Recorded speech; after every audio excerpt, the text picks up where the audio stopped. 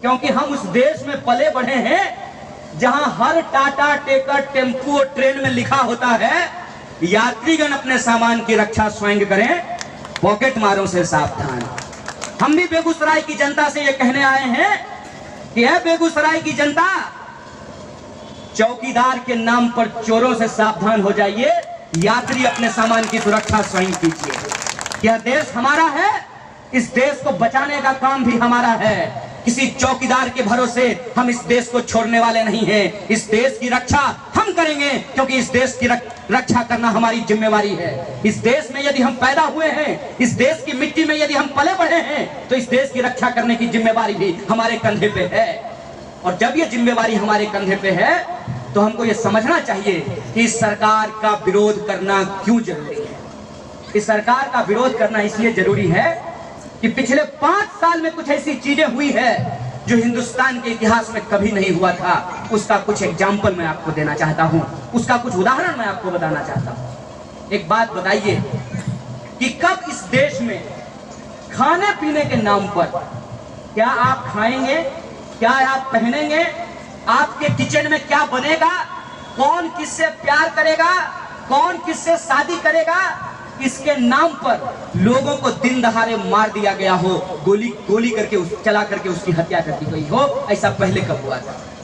ऐसा पहले कब हुआ था कि इस देश में, इस देश के लोगों के ऊपर ही हमला किया गया हो, उनके लोकतांत्रिक अधिकारों के ऊपर हमला किया गया हो, और जब लोगों ने उसका विरोध किया तो अपने ही देश के लोगों को देशद्रोही कहा गया हो? ऐसा पहले कब हुआ हो कि इस देश में सरकार सवाल का जवाब नहीं दे रही है, सरकार सवाल पूछ रही है? ऐसा पहले कब हुआ था? ऐसा पहले कब हुआ था कि आज का प्रधानमंत्री अपनी नाकामी के लिए देश के पहले प्रधानमंत्री को जिम्मेदार ठहरा रहा हो? ऐसा पहले कब हुआ था? इन चीजों को जब आप ध्यान से देखेंगे तो आप ये देखेंगे कि इस पूरे के पूरे मामले के पीछे एक साजिश रची गई है, और वो साजिश ये है कि इस देश की जनता को आपस में उलझा दो। और जब इस देश की जनता आपस में उलझी रहे, उस दौरान इस जनता की हकमारी करके उसके धन दौलत को इस देश के बड़े बड़े धनवानों के खजाने में पहुंचा दो, ये साजिश हमारे साथ रची गई है। और इसका उदाहरण मैं आपको देता हूं कि जब इस देश में एक साल में 12,000 किसानों ने आत्महत्या की, उस वक्त उन किसानों को बीमा देने के नाम पर उस कंपनी ने एक साल में 10,000 करोड़ का मुनाफा कमाया है।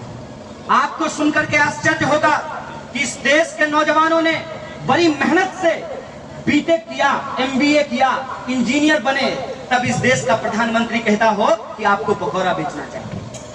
पकौड़ा बेचना कोई खराब काम नहीं है, कोई भी काम करना खराब काम नहीं होता है। खराब काम यदि कुछ है तो वो है दूसरे की मेहनत को लूट लेना, दूसरे की मेहनत को चोरी कर लेना।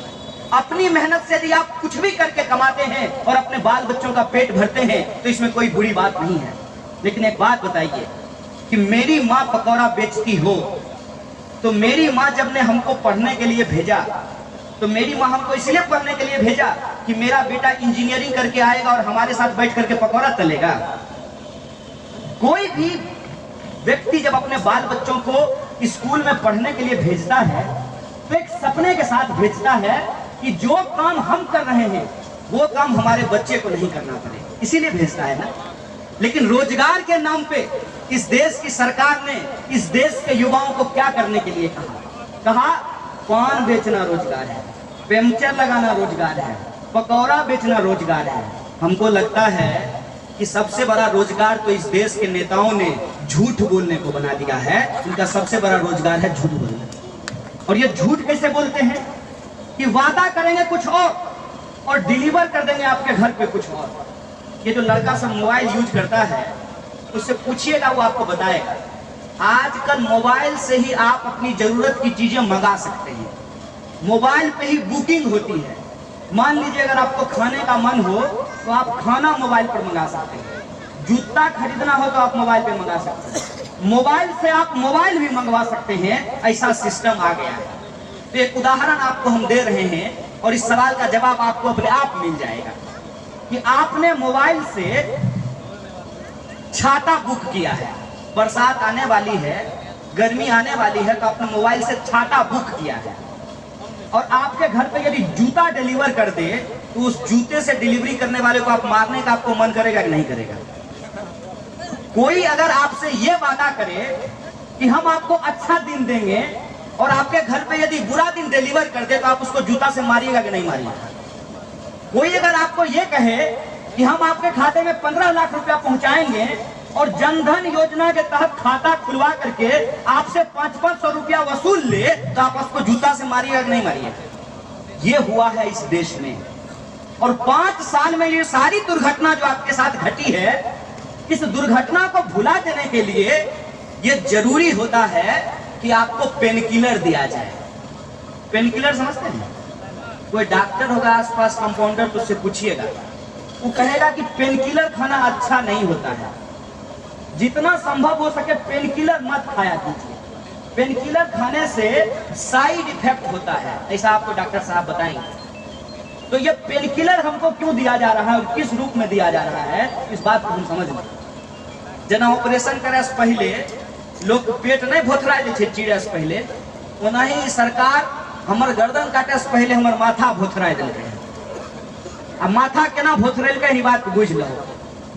सरकार बोली कि हम 1 साल में 2 करोड़ नौकरी देंगे, और आज जब 5 साल पूरा हो गया है तो जनता को यह सवाल पूछना चाहिए ना कि जब 5 साल पूरा हुआ तो हमारे लिए 10 करोड़ नौकरी पैदा होना चाहिए था। 10 करोड़ नौकरी क्यों नहीं पूरा हुआ? क्योंकि इस देश की सरकार की प्राथमिकता यह नहीं है कि नौजवानों को रोजगार दिया जाए, लेकिन रोजगार नहीं दिए हैं तो नौजवानों को उलझाएंगे कैसे? तो नौजवानों को जब रोजगार नहीं मिला है तो हिंदू को मुसलमान को गाली देने का और मुसलमानों को हिंदू को गाली देने का रोजगार दे दिया गया है। मोबाइल लेकर के दिन भर ये काम मोबाइल से किया जाता है।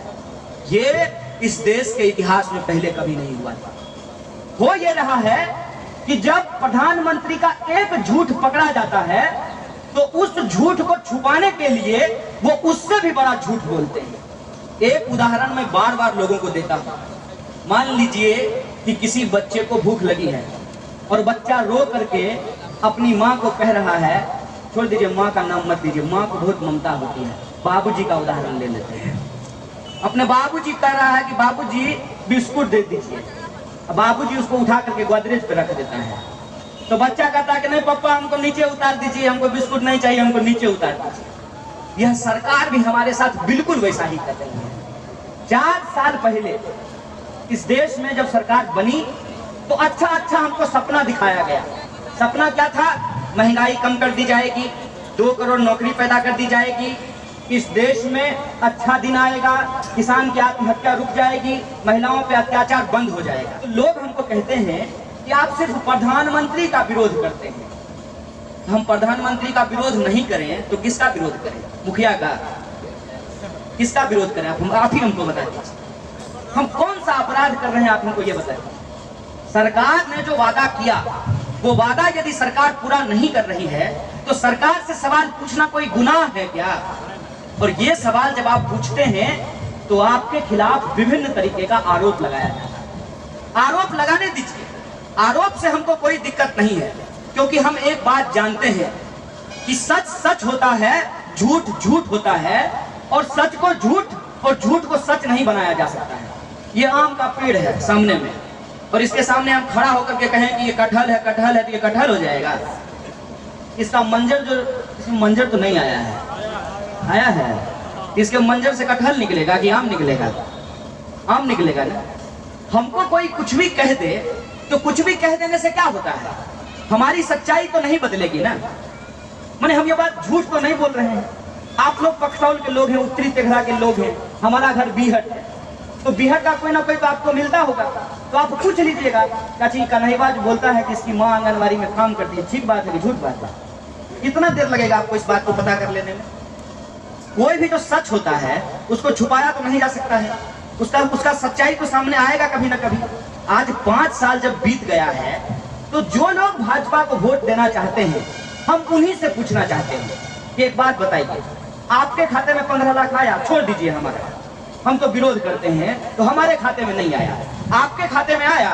अगर आपके खाते में भी आया होगा 15 लाख, तब भी हम आपको जो है कह देंगे कि प्रधानमंत्री बहुत अच्छा है। कोई भाजपाई गछने को तैयार नहीं है कि उसके खाते में 15 लाख रुपया आया है। वही हमको बता दे कि उसके बच्चे को नौकरी मिली है, नहीं मिली है। तो यह जो परिस्थिति है, इस परिस्थिति में आखिर हमको क्या करना चाहिए? यह जो घटना आज इस देश में घट रही है, जिस तरह से, जिस तरीके से नफरत और उन्माद फैलाया जा रहा है, जिस तरीके से इंसान को इंसान से बांटा जा रहा है, उसमें हमको क्या करना चाहिए? इस बात को गांठ बांध लीजिए, और ये बहुत गंभीर बात है, इस पर ध्यान से सोचिएगा। इन लोगों का उद्देश्य ये है कि अंग्रेजों ने जो काम अधूरा छोड़कर गया था, वो काम को ये पूरा करने के लिए आए हैं। तो इनको हम कह देना चाहते हैं कि हमने गोरों को भगाया था और हम चोरों को भी भगाएंगे। ये संकल्प हम लेने के लिए आए हैं, और यही संकल्प हम आज यहां से दोहराते हैं। हम कहते हैं कि आपका एक एक झूठ का पर्दाफाश हो गया है। क्या हुआ तेरा वादा, और हमने आपके सारे वादे को देख लिया है। क्या कहते थे? कहते थे कि उज्ज्वला योजना लाए हैं, गरीब महिला के आंख से आंसू नहीं निकलेगा। आंख से तो आंसू तब निकल रहा है जब खाना बना रहा है, तब नहीं निकल रहा है। जब रसोई गैस का सिलेंडर भरवाने के लिए जा रहा है, तब आंसू निकल रहा है।